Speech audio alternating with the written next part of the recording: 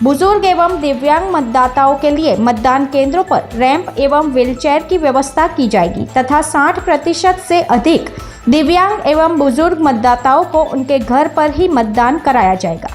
आगे चुनाव अधिकारी ने बताया कि चुनाव आचार संहिता के तहत जानकारी या शिकायत के लिए वलसाड जिला सेवा सदन कलेक्टर कार्यालय में एक नियंत्रण कक्ष स्थापित किया गया है।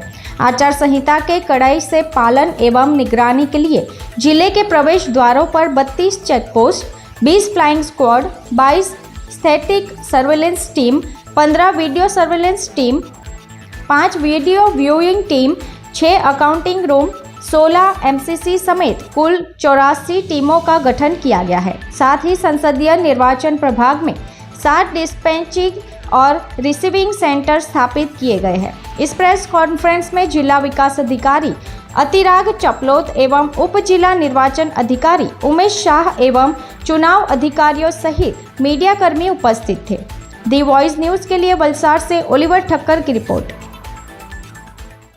सामान्य लोकसभा चूंटણીની જાહેરાત થતાં આજે જિલ્લા કક્ષાએ જે તૈયારીઓ થયેલી છે એના ભાગરૂપે આજની પ્રેસ કોન્ફરન્સ રાખવામાં આવેલી હતી। 26 વલસાડ લોકસભા મત વિસ્તારમાં 7 વિધાનસભા આવે છે। એ પૈકી ડાંગ વિધાનસભા ડાંગ જિલ્લામાં